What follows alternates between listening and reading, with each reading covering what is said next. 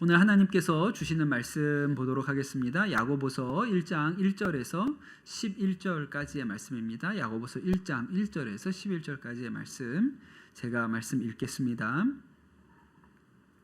하나님과 주 예수 그리스도의 종 야고보는 흩어져 있는 12지파에게 문안하노라. 내 형제들아, 너희가 여러 가지 시험을 당하거든 온전히 기쁘게 여기라. 이는 너희 믿음의 시련이 인내를 만들어 내는 줄 너희가 알미라. 인내를 온전히 이루라. 이는 너희로 온전하고 구비하여 조금도 부족함이 없게 하려 함이라. 너희 중에 누구든지 지혜가 부족하거든 모든 사람에게 후히 주시고 꾸짖지 아니하시는 하나님께 구하라. 그리하면 주시리라. 오직 믿음으로 구하고 조금도 의심하지 말라. 의심하는 자는 마치 바람에 밀려 요동하는 바다 물결 같으니 이런 사람은 무엇이든지 죽게 얻기를 생각하지 말라. 두 마음을 품어 모든 일에 정함이 없는 자로다. 낮은 형제는 자기의 높음을 자랑하고 부한 자는 자기의 낮아짐을 자랑할지니 이는 그가 풀의 꽃과 같이 지나감이라. 해가 돋고 뜨거운 바람이 불어 풀을 말리면 꽃이 떨어져 그 모양이 아름다움이 없어지나니 부한 자도 그 행하는 일에 이와 같이 쇠잔하리라. 아멘. 하나님의 말씀입니다. 오늘부터 이번 여름 야고보서로 여러분하고 금요일에 말씀을 나누려고 합니다. 야고보서라는 성경은 우리에게 이렇게 낯선 성경은 아닙니다. 익숙한 성경인데 실제로 이렇게 찾아보면 야고보서로 강해 설교한 설교가 많지 않습니다. 왜 그럴까? 일단 종교개혁가 마틴 루터가 이 야고보서를 가지고 지푸라기 성경이라고 아주 폄하하는 얘기를 했어요. 왜냐하면 마틴 루터가 깨달은 진리가 로마서 읽다가 로마서로부터 오직 믿음으로 구원받는다, 이신칭의라는 아주 중요한 진리를 그가 깨달았단 말이에요. 근데 야고보서를 읽어보면 오직 믿음으로 구원받는다 그랬는데 행함을 굉장히 강조하거든요. 그러니까 루터가 저 야고보서는 지푸라기 성경이야, 안 읽어도 되는 거야, 이렇게 좀 폄하한 경향이 있습니다. 그래서 우리 개신교 목사들이 이렇게 야고보서를 강해를 많이 안 한 것 같기도 해요. 근데 좀 오해가 있죠. 야고보서가 행함으로 구원받는다고 얘기한 게 아니고 믿으면 반드시 행함이 동반된다라는 이야기를 한 것인데 좀 그런 오해가 있습니다. 그래서 제가 이번 주에 이 야고보서로 여러분하고 말씀 나누려고 제가 이렇게 묵상하고 또 설교 준비를 해보니까 이래서 이거 설교를 안 하는구나, 그렇게 깨달은 게 하나 있어요.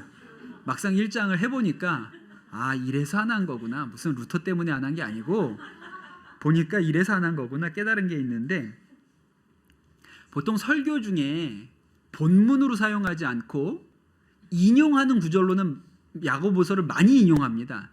야고보서 오늘도 11절까지 읽었는데 유명한 말씀이 너무 많거든요. 그렇죠? 그래서 인용할 때 야고보서 엄청 많이 인용해요. 그런데 본문으로는 잘 사용을 안 합니다. 왜 그러냐면 야고보서가 읽어보면 요즘 우리가 하는 말로 의식의 흐름대로 마구 떠드는 성경이기 때문에 그래요. 의식의 흐름대로 얘기한다, 이게 어떤 건지 혹시 아시겠어요? 옛날 말로는 횡설수설한다 이런 말이고, 그냥 머릿속에 떠오르는 대로 이 말 저 말 하는 거예요. 약간 우리 전 대통령이 좀 그러신 경향이 있었거든요. 이게 무슨 얘기를 하시면 무슨 논리정연하게 뭘 전달하는 게 아니고 생각나는 대로 이 얘기했다 저 얘기했다 막 이렇게 얘기하는 것 같은 느낌이 있습니다. 예를 들어서 어떤 거냐면 이런 거예요. 우리 어렸을 때 했던 거, 원숭이 엉덩이는 빨개. 빨가면 엉덩이랑 빨간 거랑 사과가 무슨 상관이 있어요? 근데 그냥 떠오르는 대로 사과는 맛있어, 맛있으면 바나나, 바나나는 길어, 기르면 기차. 이게 말도 안 되는 얘기잖아요. 아무런 논리적인 귀결도 없고 그냥 그 단어에 꽂혀가지고 그냥 이 말 저 말 하는 거잖아요. 그런데 야고보서를 읽어보면 야고보서가 꼭 그렇습니다. 오늘 말씀 읽어보면 시험이 인내를 만든다. 인내는 우리를 온전하게 하고 부족함이 없게 한다. 좋아요. 여기까지는 말이 맞거든요. 근데 그 다음에 무슨 얘기를 하냐면 지혜가 부족하거든 후히 주시고 꾸짖지 아니하시는 하나님께 구하라. 갑자기 왜 지혜를 구하라고 하지? 이유는 딱 하나예요. 인내가 우리를 부족함이 없게 한다 그랬어요. 근데 지혜가 부족하면 구하라는 거예요. 그냥 단지 앞에 부족함이 나왔기 때문에 뒤에 부족함 얘기를 하는 거거든요. 또 뭐라고 하냐면 구하는 자는 의심하지 말라. 의심하는 자는 두 마음을 품은 자다. 그러니까 지혜가 부족하면 하나님한테 구하라. 이 구하라 나왔으니까 구하는 자는 의심하지 말라. 의심하는 자는 두 마음을 품은 자다. 낮은 자와 가난한 자와 부한 자는 각각 자신에 대해서 자랑하지 말라. 이렇게 가는 거거든요. 맥락이 없어요. 그래서 제가 이렇게 설교 준비하다가 이래서들 안 하는구나 이거. 그런 생각이 든 거죠. 그래서 신학자들이 야고보서에 대해서 뭐라고 얘기하냐면 야고보서는 신약의 잠언이다 이렇게 얘기를 합니다. 잠언이 어떤 책이에요?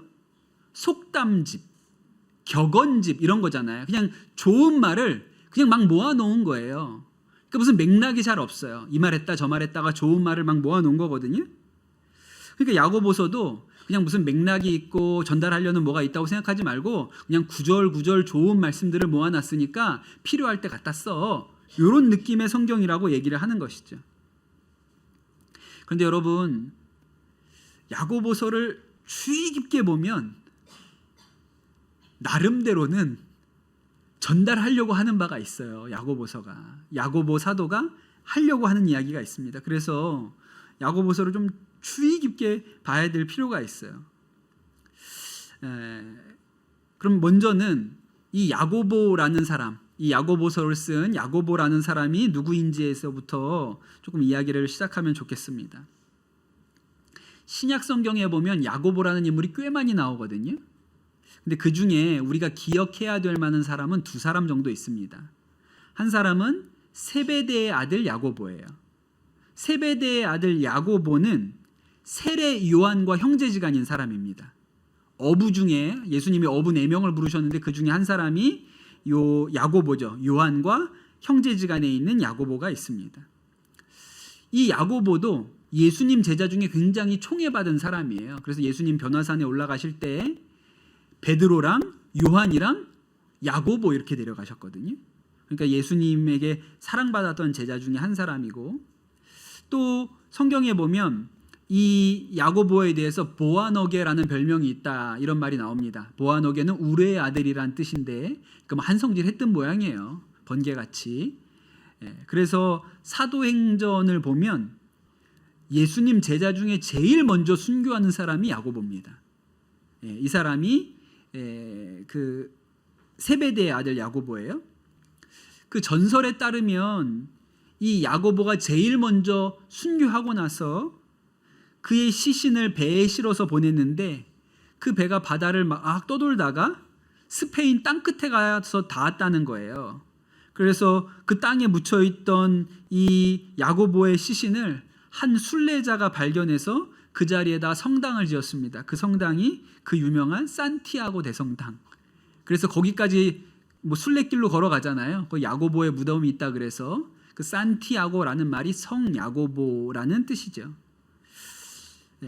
그런데 그 야고보, 세베대의 아들 야고보는 오늘 이 야고보서의 저자가 아닙니다. 왜 아니냐면 너무 일찍 죽어서 무슨 쓸 시간이 없었어요.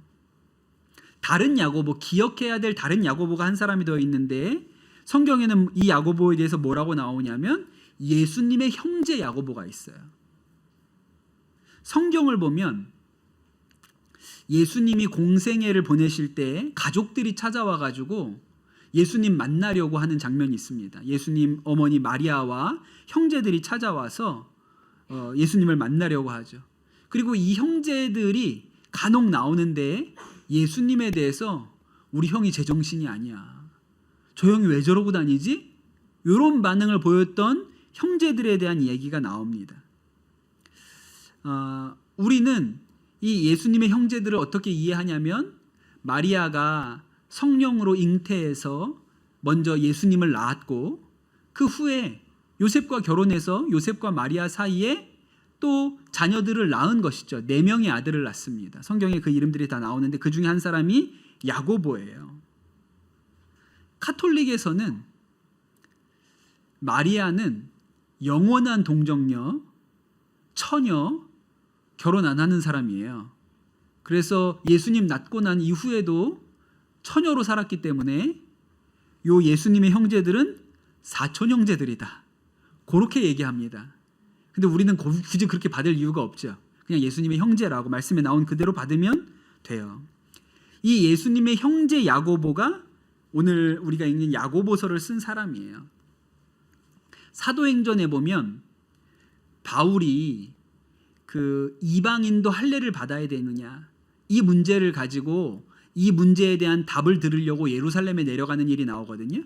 그때 그 예루살렘 교회의 지도자가 베드로, 요한, 야고보였어요. 그 야고보가 예수님 형제 야고보입니다. 그러니까 이 야고보가 초대교회의 굉장히 중요한 지도자, 예루살렘 교회의 아주 중요한 지도자였다는 것을 알 수 있죠. 그리고 오늘 말씀 1절에 보면 이렇게 나옵니다. 하나님과 주 예수 그리스도의 종 야고보는 흩어져 있는 12지파에게 문언하노라 이렇게 시작하거든요. 여기서 눈여겨봐야 될 말씀이 야고보가 흩어져 있는 12지파에게 문안한다 그랬어요. 여기서 12지파라는 말을 썼다는 것은 유대인들에게 보낸 편지라는 말이에요. 이방인들에게는 12지파라는 말을 안 쓰거든요. 그러니까 유대인으로서 예수 믿은 사람, 유대인이었는데 그리스도인이 된 사람들에게 편지를 보낸 것이죠. 처음에 이 예루살렘 교회는 다 유대인들로 구성된 교회였습니다. 유대인이었는데 예수님을 믿은 사람들이 예루살렘 교회의 구성원들이었죠. 그런데 오늘 말씀해 보면 이 12지파를 그냥 12지파라고 하지 않고 흩어진 12지파라고 그랬거든요. 왜 흩어진 12지파라고 했을까? 사도행전을 보면 스데반이 순교하고 나서 예루살렘 교회가 박해를 받습니다. 그래서 예루살렘 교회에 있던 그리스도인들이 사마리아로 유다로 흩어지게 됐어요. 더 넓게는 그 사도행전 11장 19절에 보면 스데반에게 일어난 환난으로 말미암아 흩어진 사람들이 베니게와 구브로와 안디옥까지 이르러 유대인에게만 말씀을 전하는데 이렇게 나오거든요. 그러니까 당시에 예루살렘 교회에서 예수님을 영접했던 그 유대인들이 박해 때문에 저 멀게는 구브로, 키프로스 섬까지 흩어졌던 것입니다. 그래서 흩어진 12지파라고 오늘 야고보가 이야기를 한 거예요. 그 사람들한테 이 편지를 같이 읽어라 하고 보낸 것입니다. 보통 여러분 편지를 쓰면 첫머리에 여러분 같으면 뭘 쓰시겠어요? 뭘 쓰죠? 인사 쓰겠죠. 인사. 안녕하세요. 저 엄재현입니다. 이렇게 시작하실 거잖아요. 사도 바울이 쓴 편지를 봐도 대부분 앞에는 주님의 이름으로 문안합니다 라는 인사가 들어있어요. 근데 여러분 야고보는 생각의 흐름대로 그냥 얘기한다 그랬잖아요. 그러니까 인사할 정신이 없고 제일 급한 얘기부터 하는 거예요. 하고 싶은 제일 급한 얘기부터 그냥 합니다. 여러분 누구한테 카톡 보낼 때도 용건 하기 전에 안녕하세요 궁금하지 않아도 안녕한지 안 하는지 안 궁금해도 그냥 예의상 잘 지내셨어요? 식사는 하셨어요? 라고 앞에 해주고 하는데 좀 남자들이 일이 급해요. 그러면 그냥 그런 거 없이 그냥 일만 보내잖아요. 마찬가지로 야고보도 제일 먼저 그냥 일 이야기부터 하는 거예요. 근데 그 얘기가 뭐냐면 그 심각한 얘기가 뭐냐면 시험이 있다는 거예요. 진짜 심각하죠. 시험이 있어요. 이 흩어져 있는 유대인들에게 시험이 다가왔습니다. 2절에 보면 이렇게 시작하잖아요. 내 형제들아 너희가 여러 가지 시험을 당하거든 온전히 기쁘게 여기라. 이는 너희 믿음의 시련이 인내를 만들어내는 줄 너희가 알미라. 인내를 온전히 이루라. 이는 너희로 온전하고 구비하여 조금도 부족함이 없게 하려 함이라 그랬습니다. 흩어진 유대인들에게 시험이 닥쳤습니다. 예나 지금이나 예수 믿는 사람에게는 시험이 있습니다. 그런데 이 시험이 어떤 시험일까요? 이제 야고보의 의식의 흐름을 잘 따라가 보면 이게 힌트가 나옵니다. 인내를 이루라. 인내를 이루면 부족함이 없게 하려는 것이다. 그렇게 하고 나서 아까도 얘기한 것처럼 지혜가 부족하거든 후히 주시고 꾸짖지 아니하시는 하나님께 구하라. 그 말씀이 나와요. 우리가 되게 좋아하는 말씀이거든요. 우리가 우리 아이들 집에서 공부시키겠다고 앉혀놓고 공부 가르쳐주면 그냥 도래대대고 떠드는 게 훨씬 마음이 편하겠다 이런 생각이 들 때 이 악물고 아이 손 붙들고 우리가 기도할 때 인용하는 말씀이 이 말씀이잖아요. 지혜가 부족하거든 하나님께 구하라. 하나님이 후히 주시고 꾸짖지 아니하시는 하나님이시다. 그런데 엄마 아빠가 막 꾸짖고 있으면서 하나님은 꾸짖지 않는 분이니 하라고 이렇게 자주 우리가 하는 말씀인데 사실은 성경을 읽어보면 되게 맥락이 뜬금없이 들어가 있어요. 이 말씀이. 그리고 나서 오직 믿음으로 구하고 의심하지 말라. 의심하는 자는 바람에 흔들리는 자이다. 이런 사람은 뭘 얻으려고 생각하지 말아라.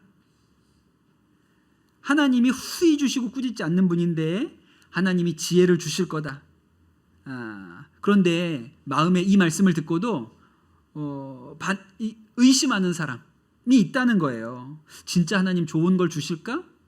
이렇게 생각하는 사람이 있다는 거죠. 그런데 이런 사람이 하나님께 왜 좋은 것을 얻지 못하냐? 8절에 나오는데 두 마음을 품어 모든 일에 정함이 없는 자로다 이렇게 나와요. 그렇죠. 의심하는 사람은 두 마음을 품은 자예요. 믿어 말어. 믿어? 진짜 될 거야? 안 될 거야? 이렇게 두 마음을 가진 자예요. 이제 여기까지 얘기하면 흩어진 유대인들이 겪고 있는 시험의 윤곽이 대략 드러납니다. 무슨 문제가 있냐면 두 마음을 가진 거예요. 거기에서부터 시험이 옵니다. 두 마음에서 시험이 와요. 어떤 두 마음일까요? 유대인이었다가 예수님을 믿었거든요. 그러니까 무슨 시험이 다가왔어요? 박해가 왔어요. 유대인이었다가 예수 믿으니까 그 사울이라는 아주 강경한 이런 사람들이 예수 믿는 사람들 다 잡아가지고 감옥에 가둔다고 막 길길이 날뛰고 돌아다니죠. 스데반은 순교했죠. 그래가지고 사람들이 흩어져서 저 멀리 지중해 구브로 섬까지 막 이렇게 들어간 거예요. 거기서도 유대인 공동체에 가면 야 너는 예수 믿어? 그럼 유대인 아니지. 그건 가짜지. 막 이런 얘기들을 듣습니다. 집도 떠났죠.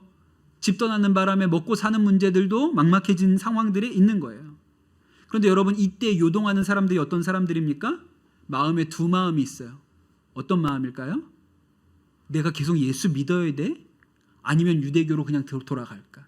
이게 두 마음 가진 사람이라는 거예요. 내가 계속 예수 믿어야 될까? 가족도 다 떠나보냈지. 돈도 이제 못 벌지. 옛날에 직업도 이제 못 유지하지. 야, 이게 내가 생각했던 삶이 아닌데, 내가 생각하는 예수 믿는 삶이 아닌데, 계속 이걸 믿어야 돼? 아니면 다시 유대교로 돌아가야 돼? 이게 두 마음 가진 사람들이에요. 근데 여러분 시험이 어디서 옵니까? 두 마음에서 시험이 온다는 거예요. 제가 하나님 앞에 아주 감사하는 것 중에 하나는 20살에 신학교에 간 이후로 지금까지 목회밖에 모르고 살았다는 거예요. 방황하거나 고민하거나 다른 거를 할 여유가 없었습니다. 그냥 눈앞에 늘 목회가 있었고 그냥 그걸 하려고 계속 달려왔어요. 제가 19살에 수학 능력 시험 보고 대학교 원서 딱 하나 썼습니다. 2개도 안 썼어요. 수시 이런 거 하나도 안 썼어요. 정시로 딱 하나 썼습니다. 감리교 신학대학교 하나만 썼어요. 그리고 지금까지 주구장창 목회를 계속하고 있는 거예요. 요새는 내가 나중에 목회자가 되어야지 이런 생각을 해도 신학대학교를 바로 가지 않고 일반 대학에서 일반 과를 좀 다니다가 나중에 이제 신학대학원을 가서 목사 안수를 받는 이런 일들을 많이 합니다. 너무 신학교에서만 오래 배우면 사람이 이렇게 협소해진다고. 그래서 요새 유명하고 잘 나가는 목사님들 중에도 일반 대학을 나오셔서 대학원을 신대원을 가셔가지고 목사님이 되신 분들이 많거든요. 그런데 저는 그냥 처음부터 학부부터 신학대학교를 가가지고 신학대학원 나왔고, 그런데 제 생각에는 저에게 만약에 일반 대학을 갈 기회가 주어졌으면 여기 안 서 있을 것 같은 거예요. 아, 세상에 이런 세계가 있구나. 아유, 나는 교회가 전부인 줄 알았는데 아이고 이런 세계가 있네. 아유, 내가 너무 세상을 몰랐네. 아유, 나는 목회는 아니지. 이랬을 가능성이 제 스스로 생각할 때 아주 농후해요. 그래서 그런지 하나님이 처음부터 그냥 신학대학을 보내셨고, 또 그 20살에 신학대학교 입학한 그 20살에 군목시험이라는 거에 딱 붙었어요. 제가 늘 말씀드리지만 어려운 시험입니다. 어려운 시험이에요. 만만한 시험이 아닙니다. 어려운 시험이에요. 근데 제가 딱 그 시험에 붙었어요. 그게 2000년이었는데 그때 붙고 나니까 2007년까지 목사 안수를 받은 상태로 입대를 대기하고 있어야 된다는 거예요. 2007년이 됐는데 입대해야 되는 때가 왔는데 목사 안수를 아직 못 받았으면 너는 사병 입대야. 다시 병사로 가야 돼. 이렇게 가니까 2007년이 되기 전에 목사 안수를 받아서 자격을 다 획득한 채로 대기하고 있으라고 국방부에서 저한테는 지침이 내려온 거예요. 그러니 무슨 중간에 휴학을 할 수도 없지요. 뭘 어떻게 학부 마치고 대학원 가기 전에 조금 시간을 내서 좀 뭐 다른 것도 좀 해보고 이럴 여유가 전혀 없는 거예요. 그냥 정신없이 2007년이 되기 전까지 안수를 받아야 되니까 그냥 틈 없이 꼬박 그냥 그 길을 가야만 하게끔 저한테 기회가 주어진 거죠. 중간에 전도사를 처음 나가려고 하는데 자리가 없어서, 저를 받아주는 교회가 없어서 뭐 면접에 여러 번 떨어지면서 실망하고 낙심한 때도 있었지만 포기한다는 생각은 한 번도 안 해봤습니다. 그냥 나에게 주어진 일은 계속 앞으로 나가야 돼. 그런 거였죠. 그러니까 여러분, 믿음의 시련이 인내를 만드는 게 맞아요. 솔직하게 얘기하면 제가 부목사로 목회할 때 한 번은 목회를 그만해야겠다는 생각을 한 적이 있어요. 여러 가지 제 안에 내적으로 또 해결되지 않는 문제들이 있어서 목회를 그만해야겠다라고 생각하고 유기성 목사님 찾아가서, 목사님 여기쯤에서 좀 멈췄다 가야 될 것 같습니다. 계속 이렇게 가는 게 맞는 게 아닌 것 같습니다. 잠깐 제 개인적으로 제 목회나 제 인생에 대해서 좀 생각해보고 그럴 시간이 좀 가져야 될 것 같습니다. 그렇게 말씀을 드렸던 일이 있거든요. 유기성 목사님 뭐라고 대답하셨냐면, 믿음은 이럴 때 쓰라고 있는 겁니다. 지금이 가야 할 때입니다. 여기서 멈추면 안 돼. 믿음은 이럴 때 쓰라고 있는 거지, 내 상황과 여건이 다 목회할 만하다고 해서 그때 한다 그러면 목회 못합니다. 못하겠다고 생각할 때 믿음을 써야 된다고. 그래서 제가 할 말이 쏙 들어가가지고 그냥 계속 해야겠구나, 그랬던 일이 있어요. 근데 제가 가만히 보면 목회하고 신학하고 목회하는 사람들이 다 저처럼 사는 게 아닙니다. 신학교를 진짜 힘들게 다니는 분들이 계세요. 그 무슨 어려운 학교도 아닌데 그 학교를 막 10년씩 다니는 분들이 계시거든요. 왜 10년씩 걸리냐? 내가 가고 싶지가 않은데 억지로 온 거예요. 목사님 아들들 중에 좀 많은데 아버지가 바쳤다니까. 태어날 때부터 아버지가 바쳤다 그래가지고 그냥 신학교를 온 거예요. 근데 와서 이게 내 소명이구나 라고 깨닫고 가면 좋은데, 이게 오기 싫은 걸 억지로 왔거든요. 그러니까 한 학기 다니다가 난 아닌 것 같아. 나는 다시 수학능력 시험 봐가지고 나는 재수할래. 반수라고 하죠. 한 학기 다녀보고 내가 2학기부터는 수능 준비해서 다시금 다른 대학을 가야겠어. 그러고 시험 보잖아요. 그 성적이 잘 안 나와요. 그래가지고 못 가고 내년에도 또 여길 다녀야겠구나. 그래서 또 다니는 거예요. 그런데 마음이 안 잡혀요. 그런다고. 그럼 어떡하죠? 일단 군대부터 갔다 와. 일단 나는 학교 다니기 싫으니까 군대부터 갔다 와. 그리고 군대 갔다 왔거든요. 군대 가서 복학하고 와가지고는 또 마음 잡고 공부를 해야 되는데 마음이 안 잡혀요. 내가 원하는 길이 이게 아닌 것 같아. 그럼 어떡하죠? 그때부터 편입 준비합니다. 종로에 옛날에는 편입학원들 많이 있었는데 그 편입학원 다니면서 딴 데 어디에 학교 들어가 보려고 하는데 시험 보면 또 잘 안 되는 거예요. 그러니까 또 다녀요. 그러다가 대학원까지 뭐 갈 데가 없으니까 놀 수는 없고 그 대학원까지 가지요. 근데 대학원까지 왔는데 목회는 하고 싶잖아요. 그러면 아버지한테 얘기해서 아버지 저는 공부를 좀 더 해야겠습니다. 미국 유학 좀 보내주십시오. 그래서 미국 유학 가는 거예요. 그러니까 10년이 걸려요. 그런데 여러분 시험이 어디서 오는지 아세요? 시험이 여기서 옵니다. 두 마음에서 시험이 와요. 마음이 하나잖아요. 그럼 시험이 안 옵니다. 시험이 올 순간이 없어요. 오죠. 근데 결론이 나 있어. 그냥 앞으로 나가는 것밖에 답이 없는 거예요. 그러니까 넘어질 순간이 없어요. 근데 마음이 두 개면 시험이 옵니다. 그 얼마 전에 한 후배 목사님이 저를 만났는데 본인이 지금 서울의 어느 교회 부목사로 있는데 교회가 되게 어렵다는 거예요. 교회 형편이. 그 교회가 서울에 자기 건물도 있고 교인도 있고 뭐 또 부목사님도 있는 중견 교회입니다. 그런 교회예요. 근데 뭐가 그렇게 힘드냐 그랬더니 담임 목사님이 아직도 계속 목회를 해야 되는지 말아야 되는지 고민하고 계신다는 거예요. 본인이 하고 싶은 게 있는데 그냥 지금은 목회를 하고 있는데 아직도 그 하고 싶은 거에 대한 미련이 남아 있다는 거예요. 제가 그 얘기를 듣고 난감하다 난감해 진짜. 신학교 다닐 때는 그런 고민을 할 수 있거든요. 근데 그때는 나만 힘든 거예요.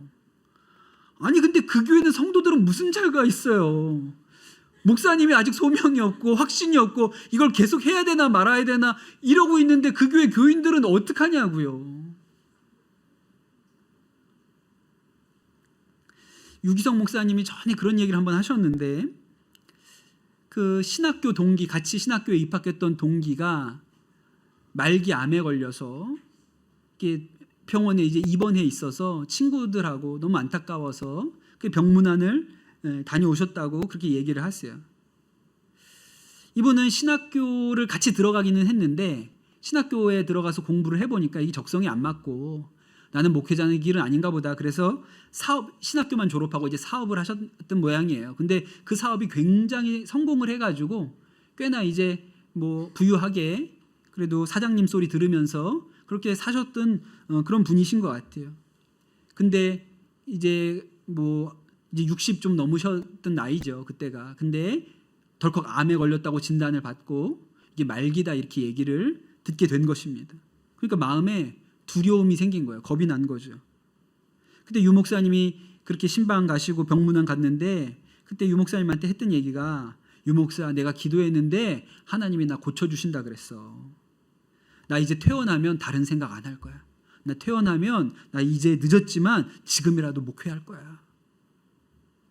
그 얘기를 하는데 목사님 너무 마음이 안타까우셨다 그랬어요. 그러니까 이분이 아닌 척하고 살았는데 사실은 두 마음으로 산 거예요. 한 마음을 저 밑에다가 구겨놓고 그냥 없는 셈 치고 살았는데 나중에 인생에 두려움이 확 찾아오니까 내가 그 순종을 못 해가지고 내 인생에 이렇게 어려움이 생겼나? 그러니까 인생을 편하게 산 게 아니고 사실은 두 마음을 가지고 어렵고 힘들게 사신 거예요. 제가 우리가 전에 리더십 이야기 했지 않습니까? 리더십 얘기하면서 리더십의 위기에 대해서 얘기하면서 제가 삼손 얘기를 여러분하고 나눴습니다. 여러분 삼손이 강한 사람 같죠? 힘 있는 사람 같죠? 근데 여러분 삼손이 평생 두 마음으로 갈팡질팡하고 산 사람이에요. 날 때부터 나실인으로 하나님께 구별된 사람이거든요. 근데 싫어요 그게. 왜 내가 나실인이야. 난 포도주도 좀 마음껏 먹고 싶고 내 마음대로 살고 싶은데 그런데 또 겉으로는 난 이제 나실인 안 하겠습니다 라고 말할 용기도 없어요. 그래서 나실인이라고 살면서 그냥 자기 하고 싶은 거 다 하면서 그러고 살았어요. 여자들 꽁무니 쫓아다니면서 그러고 살았죠. 그런데도 일말의 양심이 있어서 딱 한 가지 머리카락만 안 자르고 산 거예요. 근데 여러분 이 삼손이 마음대로 하고 싶은 대로 자기 욕구대로 그렇게 사니까 편하게 즐겁게 그냥 하고 싶은 거 다 하면서 만족스럽게 살았다고 생각하십니까? 괴롭게 산 거예요. 그러면서 머리는 안 잘라. 그러니까 두 마음을 가지고 나시린으로 온전히 사는 것도 아니면서 나시린 흉내는 내야겠고, 그러니까 두 마음 가지고 갈팡질팡하면서 살았어요. 나중에 그 들릴라가 밤낮 없이 조르죠. 네 비밀이 뭐야? 어떻게 해야지? 어떻게 해야 돼? 네 비밀이 뭐야? 성경이 뭐라고 나오냐면 결국은 견디다 못해가지고 괴로워 죽을 지경이 됐다는 거예요. 사실 이게 삼손의 속마음이에요. 삼손의 인생이 그냥 하고 싶은 거 다 해서 편안하게 산 인생이 아니고 평생 두 마음을 가지고 갈팡질망해서 괴로워 죽을 지경이 된 인생이라니까요. 결국은 그가 그 머리카락을 다 잘리고 잡혀가죠. 맷돌 돌리는 신세가 됩니다. 그러니까 얼마나 괴롭게 살았는지 몰라요. 그런데 이 삼손이 마지막이 되어서야 머리카락이 조금 자라나고, 야, 이제 내가 하나님 앞에 영광 올려드릴 길은 하나밖에 없다. 그냥 다 같이 죽는 것밖엔 방법이 없다. 이제서야 한 마음이 된 거예요. 내가 여기서 하나님 앞에 면피하고 하나님 앞에 마지막으로 영광 올려드리는 방법은 이 블레셋 사람들하고 나하고 그냥 다 같이 죽는 것밖엔 방법이 없어. 이 마지막 순간에 가서야 그 마음이 하나가 된 거예요. 그리고 그냥 다 같이 죽게 되는 거죠. 여러분, 우리가 왜 시험이 오느냐? 두 마음 가지고 살아서 시험이 옵니다. 한 마음 가지고 사는 사람도 시험은 오거든요. 그런데 한 마음으로 사는 사람은 시험이 와도 잘 흔들리지 않아요. 마음이 하나이기 때문에 그냥 시험이 와도 인내하고 앞으로 가야지. 무슨 다른 길이 있어. 그냥 시험이 와도 뚫고 나가야지. 이렇게 생각하는 게 한 마음으로 사는 사람이거든요. 두 마음으로 사는 사람은 시험이 오면 돌아가야 되나? 잘못 왔나? 내가 선택을 잘못했나? 이렇게 생각을 하는 거예요. 그 아즈텍 문명이라고 멕시코에 고대 문명이 있었죠. 그런데 이 멕시코의 아즈텍 문명을 무너뜨리고 그 땅을 스페인의 식민지로 만든 사람이 코르테스라는 군인 정복자입니다. 당시에 이 아즈텍이라는 나라가 인구가 한 50만 정도 되었다 그래요. 그러니까 이 작은 나라가 아닙니다. 큰 나라였어요. 그런데 이 코르테스가 이 아즈텍 문명을, 이 나라를 정복하겠다고 데리고 간 군인의 숫자가 몇 명이었을 것 같으세요? 500명 데리고 갔습니다. 500명으로 50만 명이 사는 나라를 무너뜨리는 거예요. 물론 스페인이 총, 대포 이런 무기들을 사용하고 아즈텍은 아직 청동기 쓰고 있으니까 뭐 월등히 이쪽이 힘이 세게 무기가 좋기는 하지만 여러분 500명이요. 총 맞고 대포 맞아도 10,000명이 달라붙으면 500명이 어떻게 이깁니까? 근데 이 코르테스가 500명 데리고 가서 아즈텍 50만을 무너뜨려요. 어떻게 무너뜨렸습니까? 코르테스가 이 멕시코에 딱 들어갔는데 병사들 중에 이 지휘관의 말을 듣지 않고, 야, 우리 여기 못 살아남을 것 같은데 우리 그냥 돌아갔으면 좋겠어, 이런 사람들이 있었다는 거예요. 그래서 코르테스가 어떻게 했냐면 타고 온 배 열척을 불태웁니다. 야, 못 돌아가. 싸워서 이기는 것밖엔 길이 없어. 너네 이제 배는 다 불태웠기 때문에 우리는 여기서 싸워서 이기든지 죽든지 둘 중에 하나지 돌아갈 길은 없어. 그러니까 500명이 죽어라고 싸운 거예요. 결국에는 50만이나 되는 이 나라를 500명의 군인들이 넘어뜨리게 된 겁니다. 전에 그 김용의 선교사님 이끄셨던 순회 선교단이라는 선교 단체가 있죠. 지금도 사역을 하는 단체인데 이 순회 선교단 이렇게 모임에 훈련에 가보면 순회 선교단에서만 쓰는 독특한 말들이 많이 있는데 그 중에 하나가 퇴로를 차단하라는 거예요. 순회 선교단의 사명 중에 어떤 사명이 있냐면 퇴로를 차단해야 돼요. 선교사님들이 한번 선교지에 나가면 맨정신으로 나갔는지 있는 정신으로 나갔는지 없는 정신으로 나갔는지 모르지만 하여튼 한 번 선교사님들 나가면 들어오지 못하게 하라. 퇴로를 차단하라. 이게 자기들끼리 하는 얘기예요. 퇴로를 차단하라. 그래서 순회 선교단의 선교사로 헌신하겠다고 할 때는 원칙이 하나 있는데 재산을 0으로 만들어야 됩니다. 무소유로 만들어야 돼요. 그리고 들어가야 돼요. 그게 무슨 말입니까? 돌아갈 길이 없어. 선교사 그만두고 나와도 먹고 살 일도 없고 집도 없고 돈도 없어. 그래야 돌아서 나오지 않는다는 거예요. 우리는 오직 한 길밖에 없다. 오직 선교사로 하나님한테 의지해서 사는 것 말고는 우리에게는 다른 길이 없다. 그래야 선교지에서 마주하는 수많은 문제들에 넘어지질 않습니다.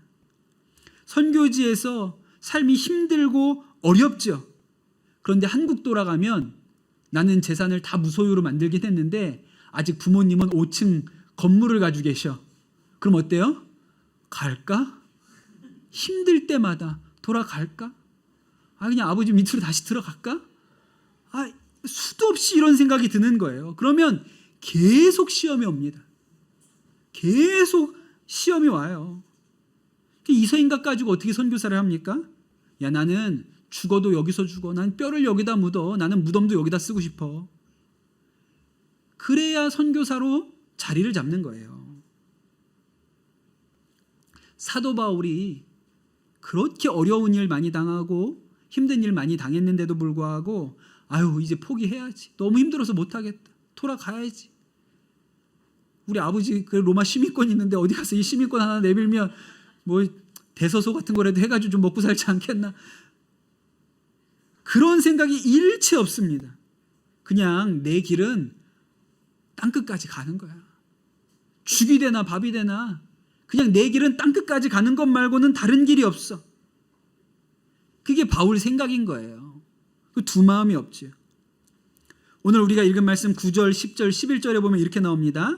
낮은 형제는 자기의 높음을 자랑하고 부한 자는 자기의 낮아짐을 자랑할지니 이는 그가 풀의 꽃과 같이 지나감이라. 갑자기 또 왜 이 얘기하는지 잘 모르겠어요. 두 마음 얘기하고 나서 가난한 사람은 야, 내가 하나님께서 높이시면 높아질 수도 있어 이렇게 자랑하고, 부자는 야, 하나님이 낮추시면 이거 아무것도 아니야 이렇게 자랑하라고 얘기를 한 거예요.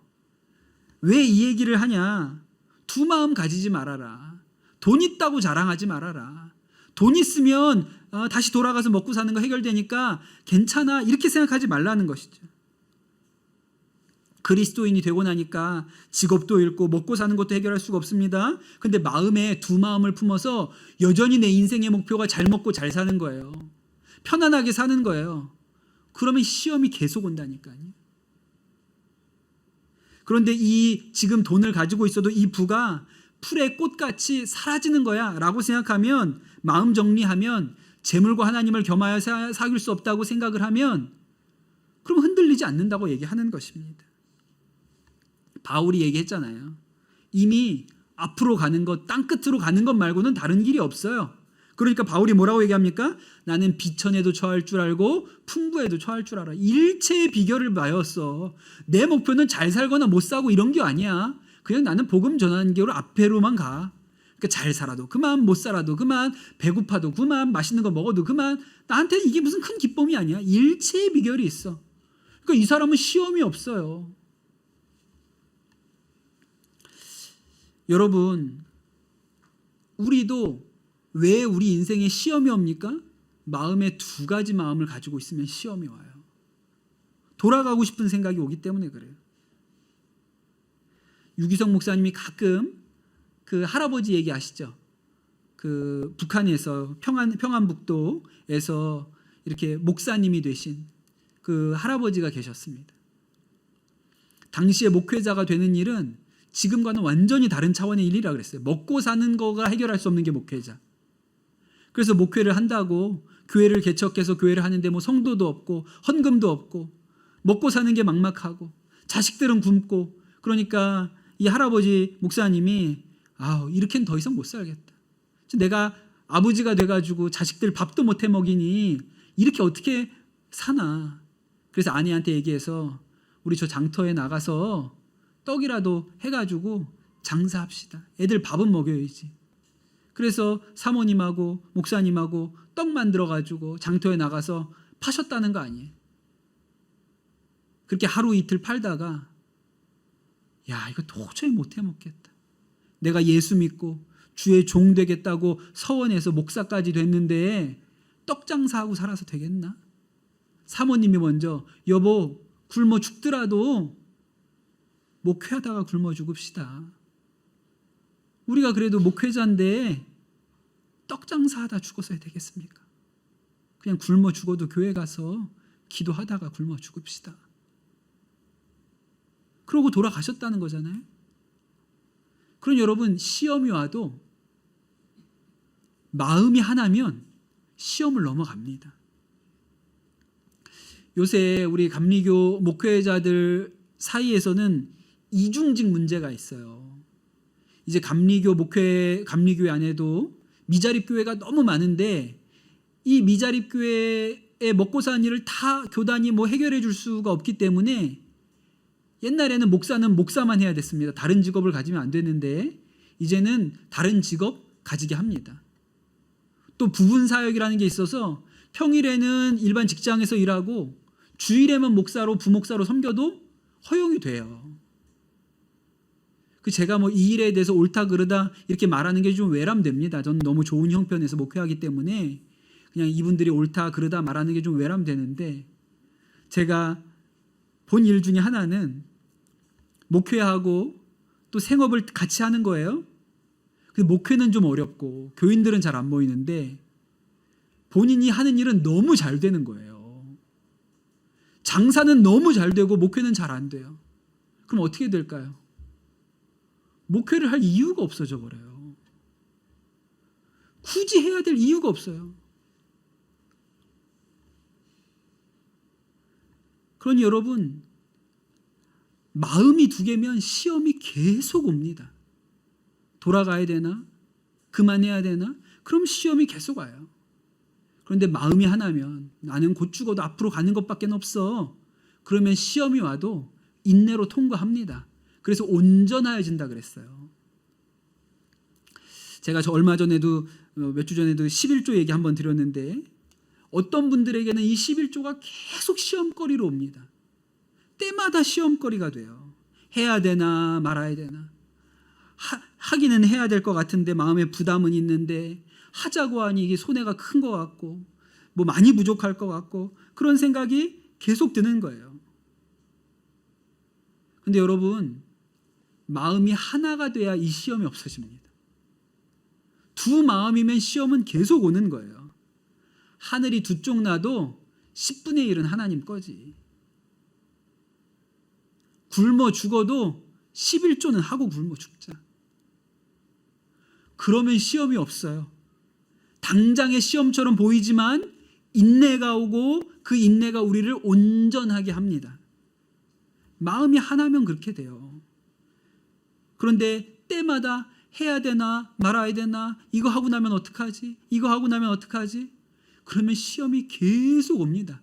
재정에 대한 염려가 계속 와요. 보너스 있는 달에는 11조 해야지. 나중에 보너스 오면 또 11조 못합니다. 여러분 부부 문제도 그래요. 부부 문제도 그렇죠. 이 사람하고 살아야 되나 말아야 되나. 지금도 아이고 더 못 살겠다. 이혼을 해야 되나 말아야 되나. 그러면 시험은 계속 옵니다. 그냥 조금 문제가 어려워지고 힘든 일 생기면 같이 살아야 돼 말아야 돼 끝내야 돼. 계속 이 생각하는 거예요. 그런데 마음이 하나면 시험이 와도 넘어간다니까요. 하나님이 하나 되게 하신 것을 사람이 나눌 수 없지. 나는 죽어도 저 사람이랑 같이 죽어야 돼. 우리 염기창 선교사님처럼 나이가 순교하면 저 사람도 같이 순교하면 되지. 이런 마음으로 살잖아요. 그러면 시험이 없어요. 그런데 마음에 진짜 저 인간 진짜 계속 같이 살아야 되나 말아야 되나 가서 이혼 도장을 찍어야 되나 말아야 되나 그러면 계속 시험이 옵니다. 김다니엘 선교사님이라고 멋있는 선교사님 계시거든요. 잘생기고 멋있는 선교사님 계신데 어머니가 일본의 제1교포한테로 뭐 중매로 가셨겠죠. 잘 모르는 사람인데 제1교포 사업가라 그래서 시집을 갔더니 가서 보니까 남편이 야쿠자 두목이에요. 그럼 이제 우리는 그때부터 생각하는 거예요. 아이고 내가 시집 잘못 왔네. 큰일 났네. 어떻게 해야 돼? 이혼해야 돼. 나 한국 돌아가야 돼. 말아야 돼. 이 생각하는 하죠. 그런데 이 김다니엘 선교사 어머니가 이혼을 해야 되나 말아야 되나 이렇게 생각하지 않고 그냥 딱 한 가지를 정한 거예요. 길은 하나밖에 없다. 길은 야쿠자인 우리 남편이 예수님 만나고 변화돼서 거듭나는 길 말고는 다른 길이 없다. 내게는 이혼하고 갈라서서 사는 길은 없고 그냥 오직 길이 하나 있다면 우리 남편이 예수 믿고 구원받고 예수님의 사람 되는 것, 그것만 유일한 길이지 다른 길은 없다. 그러니까 그 어린 아들을 늘 등에 들쳐업고 저녁이면 교회 가가지고 철야하면서 늘 기도하는 거예요. 나중에 보니까 아버지가 꽤 오랫동안 집에 안 오셨다는 거예요. 알고 보니까 그때 아버지가 감옥에 갔어요. 잘못한 게 있어서 일본 감옥에 갔거든요. 이 어머니가 매일같이 남편에게 편지를 써서 붙였다는 겁니다. 하나님 당신 사랑합니다. 당신이 하나님께로만 돌아오면 정말 복된 인생이 될 겁니다. 매일같이 편지를 쓰는데 그 남편이 결국은 그 편지에 마음이 녹아서 감옥에서 예수님을 영접하죠. 그때 이 김다니엘 선교사 어머니가 기도했던 기도 제목이 우리 남편이 예수 믿고 구원받고 예수 잘 믿어서 장로 되게 하시고 교회 개척하는 사람 되게 해달라고 했는데 나중에 이 아버지가 장로님 되셨고 후쿠오카에 교회도 개척했고 아침에 기도로 시작하고 자기 전에 기도로 끝나는 인생 살게 해달라고 그러는데 그런 인생을 살게 되셨다고 간증을 합니다. 그리고 여러분, 마음이 하나면 시험이 쉬워요.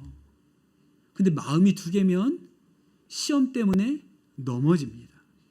돌아갈 때가 있으니까. 마음이 두 마음이면 그런 거예요.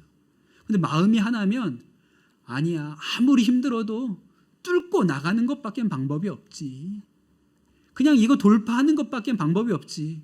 그러니 인내가 생기고 그 인내가 우리를 온전하게 합니다.